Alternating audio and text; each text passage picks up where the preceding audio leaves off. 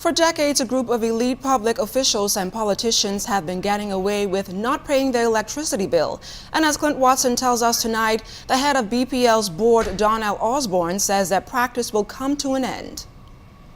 It's a practice that's been going on for decades and has contributed to the financial woes of the Bahamas Power and Light Company. Favoritism for certain public officials when it comes to keeping their power on, although they have an outstanding bill. In other words, there's a list of consumers who are never to be disconnected. But head of the board, Donnell Osborne, says no more. This new board has decided that there will be no elite list. I was really astonished when I took over the chairmanship to learn that there was such a list, given that my experience has always been in the private sector. But it's a policy change and a decision that we will eradicate that list and ensure that all customers are treated equally. And we're talking figures that could perhaps be in the millions when you consider the total arrears.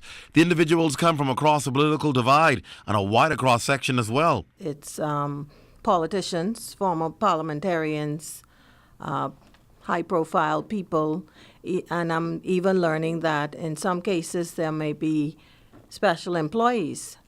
Osborne says going forward, the instructions to employees at B.P.L are quite clear. They are to no longer treat anyone specially, give anybody special treatment, but they just must treat them the same as every other customer of the corporation. And the Bahamian people expect us to be accountable and to be fair in all our dealings, and that is what this policy and the purpose of this policy change has been.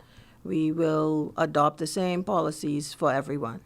Former chairman of BEC, Leslie Miller, says the practice dates back to when the first PLP government was elected and have been used by all governments that followed. He suggests it was done out of courtesy to the MPs and senators serving in office. I'm sure there was abuse over the years. Minor abuse, to be honest with you, from what I've seen. But, the government now wants to change that, and that's their right to do so. I don't think nobody have a problem with it. I don't. It's speculated that your name is one of the person's names on that list. What's your response if that list is discontinued? Nothing. You pay your bill. If it discontinues, that's the government right. Nothing wrong with that. Clint Watson, ZNS Network News.